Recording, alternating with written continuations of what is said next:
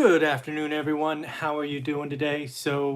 As discussed in our daily financial news this morning, I wanted to think about Las Vegas, New York City, and San Francisco, and really think about which of these three markets will recover first, which one next, and ultimately, of course, which one last. Now, when I think about these, you have to think about the residents who's living there, both owners and renters. You need to think about the businesses, the ones that are there, have left, or coming. And ultimately, I think you also have to think about tourism. I think each city attracts a fair amount of international and local tourists. So I think you need to evaluate each of those markets on all three of those aspects. So before we get into that, a couple of things. First and foremost, do me a favor. If you like talking about real estate investing, you like really trying to get just a little bit better every day, do me a favor, hit the subscribe button. I talk about real estate investing, the consumer every day. 3, 4 original pieces just for you. This is not a channel with clickbait or some kind of stimulus or crisis or whatever it is to feed this algorithm. I believe if you do good work repeatedly for years, it will turn. So that's my dedication to you. And again, the Daily Financial News is a show I'm proud of. It kicks off at 7:30 a.m. most days. And again, we do it on the weekends and birthdays and holidays and all that good stuff. And then lastly, you'll see in the edge of the picture, I am holding my puppy. He does not feel well, so hopefully he doesn't make any noise. But yes, I'm doing this live while holding a puppy and trying to answer this key question: which market turns first, second, and third? So as I look at these three markets, I have to think New York City turns first. And I say that for several reasons. First and foremost, I believe there is a solid percentage of New York City residents that A, haven't left, B, have no intention. Many folks in New York City are like, hey, we survived 9/11, the Great Recession, nothing can scare us out of here. And now that there is a timeline, to the end of this kind of just horrible event we've all been in, I believe if they're still in New York City, that they are not leaving. In addition to that, I believe there will be many residents that were crammed, if you will, into a living arrangement where there's maybe multiple tenants, maybe they were house hacking. I believe many tenants that are still there, A, could get lower rents immediately, or B, they could actually upgrade their circumstances by maybe going to a bigger unit, better part of town, because there are lots and lots of vacancies. I do think rents will stay low in New York for a while, perhaps through the winter. So I think there will be some movement by the residents. I think some people will take advantage of the rents, but I do think New York City comes back first. One of the reasons I believe that is because of the financial institutions. All of my reading about New York City, one of the subtleties that maybe you haven't caught yet, that I've read multiple times, is that the financial industry is really dependent on that next generation of employees. The master's grads of computer science and math and all of that. They kind of take them in, churn them up, and spit them out. But what they really need for that generation, the next set of employees, is in person. They need to mentor, they need to watch. They have seen in this health crisis where, lo and behold, Friday afternoons, people are less productive. Monday mornings, people are less productive. So what I am seeing in New York City by that main industry driver is they are going to push for in-person, at least for the entry-level employees, the people in the 3-4 years in the business. I don't think you can do that at home. I think part of it is the competitive nature and all of that kind of circles in that environment. And you can't replace that with Zoom calls and Slack and all of those things. So I'm of the opinion that New York City financial industry will just be a magnet and pull people back. And then finally, the small and medium businesses that have closed in record numbers. I expect New York City to have lower leases and rents. I believe that people will see the opportunity to upgrade maybe where their store or their restaurant is, maybe take over spots that are fully built out and move forward. I think the capitalist spirit, I think the hustle that New York is known for will mean that New York City will recover and likely recover months before San Francisco and Las Vegas. So I give a shout out to New York for that. And then finally, tourist. I believe of those three cities that New York City will have enough stuff going on by next year that will attract international and local residents. I expect Broadway to be bigger, badder than ever. I expect other tourism attractions to be bigger than ever in New York. And I just expect it to be what it once was much sooner.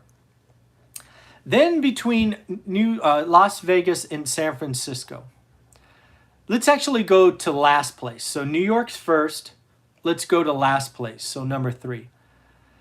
I think San Francisco is in real trouble and will be the last of these 3 cities to turn around. I think there's a couple of reasons for that, and we'll just go in the same order as New York City. First, residents.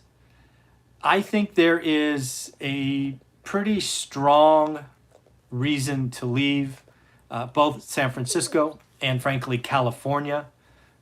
There are just in San Francisco, the higher taxes, the homeless encampments, the safety are all significant drivers, and really no plan to fix that. There is also a general push by the businesses, right? If you are a tech worker, you worked at Box or Twitter or any of these other high-flying tech companies, most have said don't have to come back to the office for a year. Many have said don't have to come back to the office ever. I expect San Francisco to have a lot less office space. I expect a lot of subleasing. So what we are about to see in the tech industry and in San Francisco in general is a changing of the guard, where before you could run around and hit a tech worker quickly. I believe San Francisco for the foreseeable future will be a place that people leave, businesses leave. They were starting to set up hubs in lots of little cities, and they're going to see lower cost structure, right? Employees in Tennessee are cheaper than employees in San Francisco. You're going to see employees with better quality of lives. Why rent a 4,000 square foot studio when you can own a 2,000 square foot home for half the price? You are going to see people leave California because it's 13.9% state tax. You see a real attack of success from the governor and the mayors of the cities. They're basically like, hey, you're rich and we have a budget shortfall, so we're going to take your money.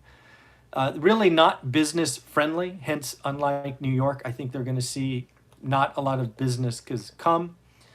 And I really do believe that San Francisco is not going to be the tourist destination it was. I believe New York is also seeing the uptick in crime, but I believe San Francisco is so dense that it is going to become very common for tourists to choose to go elsewhere.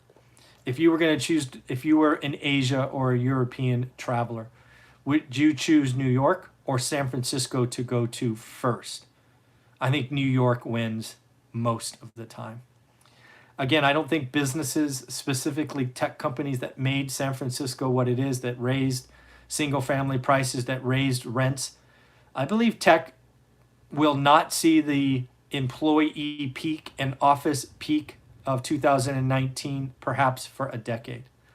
So rents are going to go down, values are going to go down, and I don't believe tourism is going to go up for some time to come. San Francisco has real pain inside a state of California that has real pain. So if New York is first, San Francisco is last, Process of elimination says Las Vegas is in the middle. Now, I think Las Vegas is going to have some trouble. I think Las Vegas kind of benefits from California's pain. I still think Las Vegas has kind of a split real estate market. I still think there's a lot of California residents that are going to go over the state border, buy in Vegas, right? They're going to sell their Orange County home or their LA home, take the money, go buy something for cash in Las Vegas. I think there's a lot of workers that are seeing their employers go, hey, work from anywhere. They're going to go to Vegas. So I think Vegas is probably going to have, it's just going to be in the middle. It's not going to come back as fast as New York. I don't think the depth of the crisis will be as bad as San Francisco. And then tourism, right? Now that the vaccine talk is out there, there's plans for early next year. I think they can start planning for conferences. That is a big driver for Las Vegas, is all the conferences they host, and they just haven't had any all year. I suspect you'll see the first decent-sized conference kickoff probably in August of next year. So again, they can start to plan for this. If the casinos or businesses need money to get there, they can borrow to get there. I do think there's going to be multifamily pain in Las Vegas.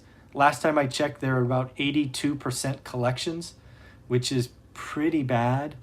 But as the economy turns, as conventions come back, as confidence builds, I think people will go back to Vegas. So I think kind of Vegas is in the middle. They have goodness going because of the tax structure. They're going to get some of the benefit from California.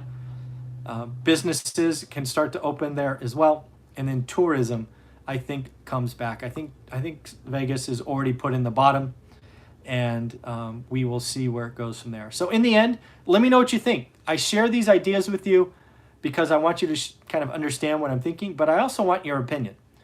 What do you think? I have New York coming back first, Vegas coming back second, and San Francisco coming back third.